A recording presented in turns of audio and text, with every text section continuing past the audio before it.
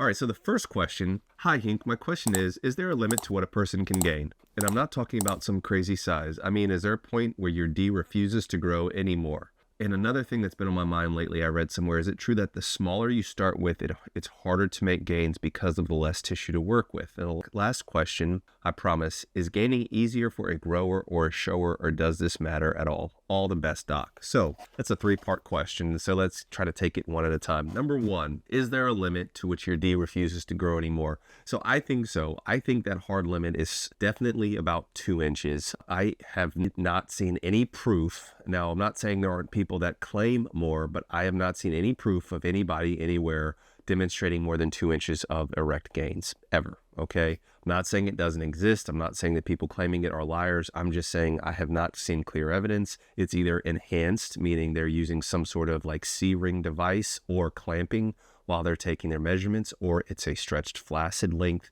or they just claim it with no evidence to show. Okay. But I do think there is a hard limit on basically what you can grow, how much that tissue can actually adapt and change. And I think that limit is about 2 inches. I'd love to be proven wrong. So is it true that the smaller it is, the harder to make gains? I would actually argue the opposite. I think the smaller you are, the more each gain is proportionally going to be bigger for that smaller person. So let me try to put it this way. So if you're 5 inches and you put on an inch, that proportionally is going to be a much bigger difference going from 5 inches to 6 inches than somebody who goes from 8 inches to 9 inches. So proportionally, the increase is going to be much bigger. That being said, it's not like, oh, if you have less tissue, it's harder to work with. I mean, once again, I do think there's kind of a ceiling. And so I do think that the limit is 2 inches. Like you're going to be going from like big to the absolutely huge territory, going from 7 to 9. Whereas if you start at 5 inches and go to 7, you're going to be starting at the average range and going from to basically very big, but you're not going to get like that monster that you might desire if you're starting out at 5. And lastly, is it easier to gain if you're a grower or a shower? So it kind of depends. And this is kind of where the mental gymnastics come in. I was a major grower. Okay. My flaccid D was like teeny tiny. And that's where my joke comes from. It's actually my brother's joke. He was the first one to say like it was so small that it was like a little acorn sitting on top of his testicles. And so that's where the acorn gang comes from. Gang. But to see your flaccid go from like literally this big to like, I'm not trying to flex here, but like now my flaccid length is bigger than the average like D size. And it used to be like really, really small, especially after working out and whatnot. And so that was proportionally like a much bigger difference as far as the grower. Now, erect size, it doesn't matter whether you're a grower or shower. And actually, grower or showers doesn't have any kind of correlation with overall size. And if you guys haven't seen my video on growers versus showers, please click the link in the description and watch that after this video. Today we are doing a r/Hink, my subreddit QA. Every now and then I put out a feeler to get some questions that you guys want answered. And so if you want to join in these discussions, see some of my progress pics, just join in general discussion, have your questions answered, kind of meet with me on a more indirect level, join me on r/Hink. Let's continue. So Elegant Golf says, should your PP feel fatigued after pumping 3 sets for 5 minutes in the Bathmate, or is that a sign that you're using too much pressure? What about manual stretches? Some of these terms in the PE world, and as of this July, this is my 4th year of doing this. I still don't know that I understand the term like fatigue, because like when I do my workouts, PE workouts, like I don't feel pain, I don't feel discomfort. I typically don't have a decrease in my erection quality. And so I don't feel any kind of fatigue. Like I don't think fatigue is necessary.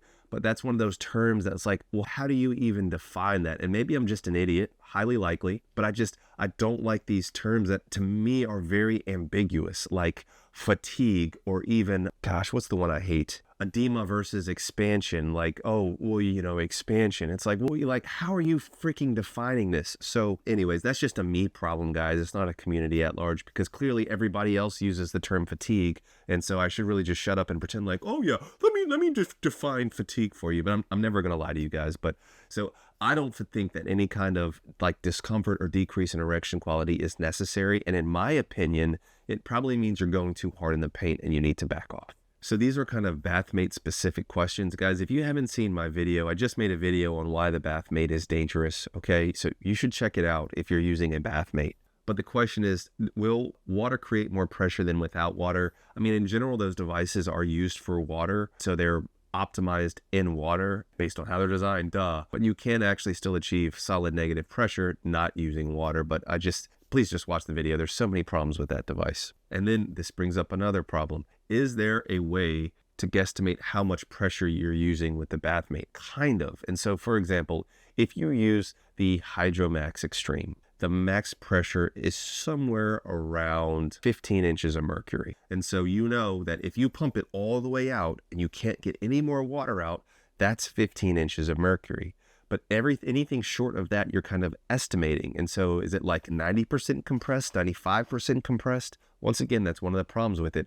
PeakMalePhysique.com, it's a company that I co-own with my partner BD, but you can get an entire pumping kit with like vacuum hanging and all of this stuff for like $60, much cheaper than you can get a actual Bathmate device. And guys, it comes with a freaking gauge where you can see exactly like what pressure you're pumping to, high quality. If you're interested, link in the description, PeakMalePhysique.com. Next question, guys. Thick Experience says, does dividing your manuals and pumping sessions by 2 times a day, for example, 15 minutes in the morning and 15 minutes in the afternoon, will the outcome be different than if it was 30 minutes in one time? Because now I only have some hours to recover instead of 24 hours. That's a good question. So there's very limited literature that we're pulling from, but one of the only actual enlargement published studies used a twice a day approach. And when I asked the author, Dr. Brandeis, I asked him on a live, I was like, why did you do that? And he was basically like, well, that's what's going to be more convenient for most guys' lives. And I know that's been the case with me.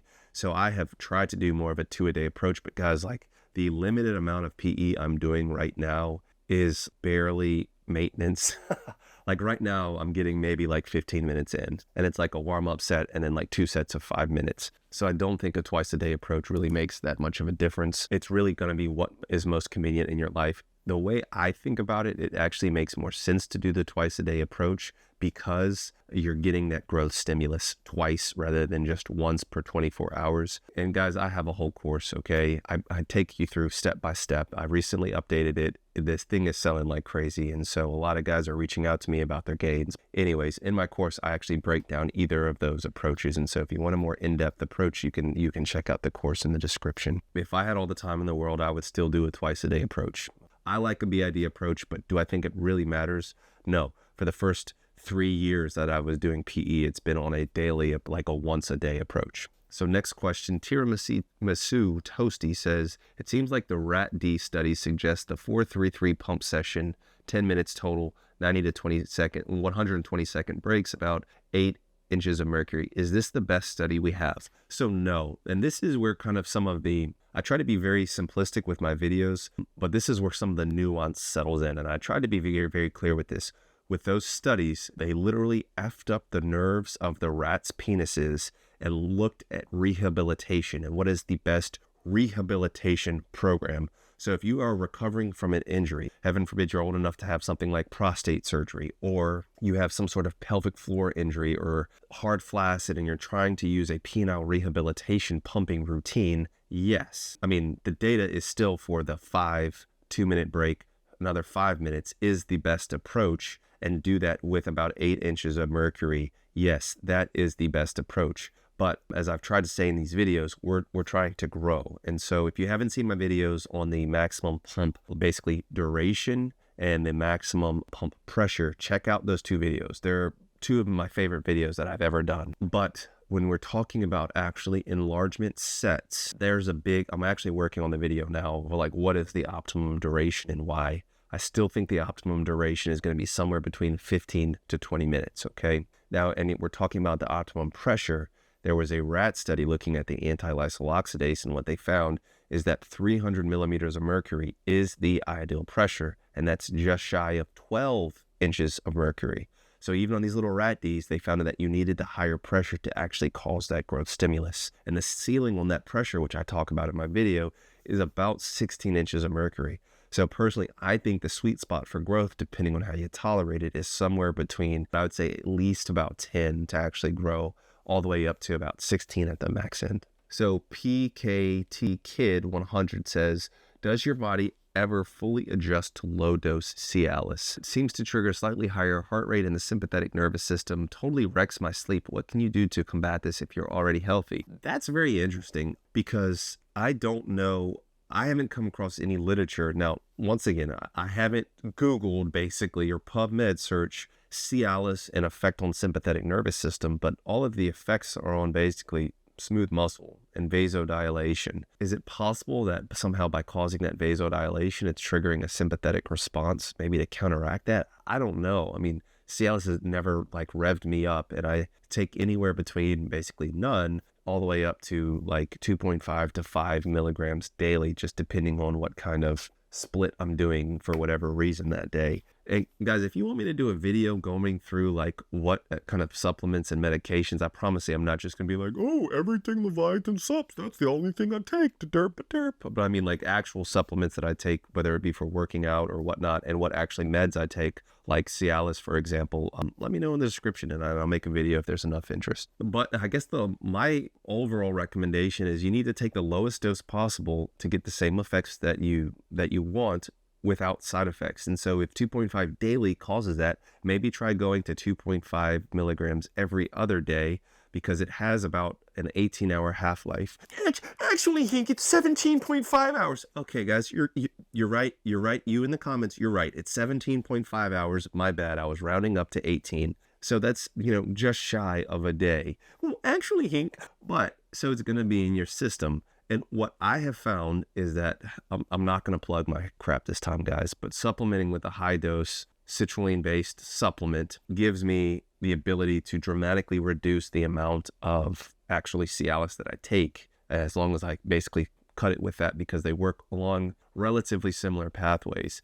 And especially if you're using something like our Fortitude, which has like the horny goat weed extract that actually is a natural phosphodiesterase 5 inhibitor, you can actually, I'm not going to act like it's just as good as Cialis, but you can actually dramatically cut down that dose. Long story short, cut down the dose of the medication and look into some of the actual medicines that actually can work along similar pathways. So if you haven't seen my videos on citrulline, I've got like 5 on my channel. And if you haven't seen my video on horny goat weed, definitely check that out. So Elegant Golf has a question. It says, can audio corn lead to ED the same way that visual corn does? So that's an interesting question. A lot of guys will debate, and I'm sure there's guys probably like in the midst of typing right now. I can see the little typing bubbles like, well, actually, like ED, corn-induced erectile dysfunction, isn't a real thing because they've done studies and blah, blah, blah. To me, I think the evidence is very clear, and I've actually made a video on the role of like corn and the dopamine system. But the long story short is,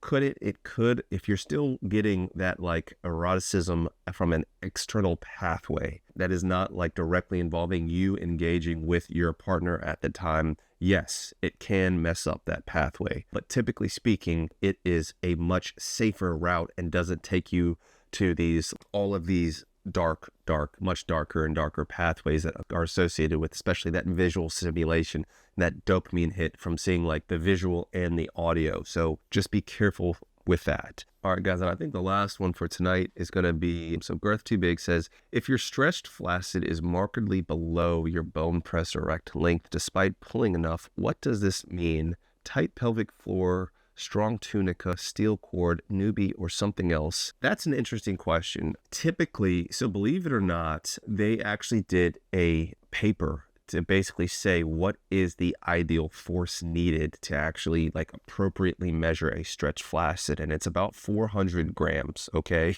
And so they actually did studies. And so, I mean, I believe you first and foremost, but I would also challenge to make sure that you're actually like pulling hard enough, because if you are getting erect and all of that tissue is expanding and filling that space, then that means like you don't have something restricting your physical ability to stretch that. Maybe you're just not quite relaxed enough. I'm not quite sure, man, to be quite honest. I personally haven't encountered that. Now, I know actually in the literature, it goes both ways.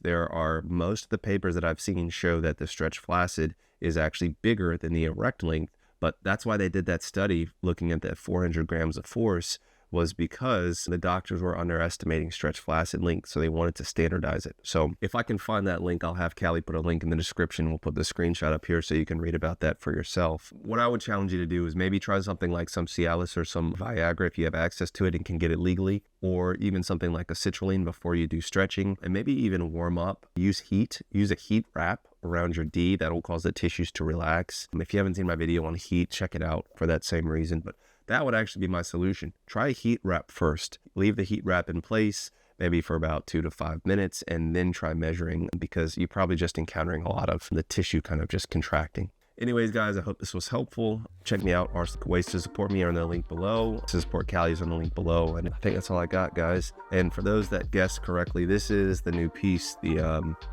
on my live. It's the Celebration Dial OP. So anyways, guys, catch you in the next one. Peace and love. Dr. Hink got the plug on the health, yeah. Got you thinking about your wealth, yeah. In his office, no stealth, yeah. Pinnacle of that below the belt, yeah. Checks and balance, he's managing. Working miracles, no damage. Got you covered, no panicking. Steady calm. In the clinic, no vanishing. Yeah, with Doc Hink, it's the way back.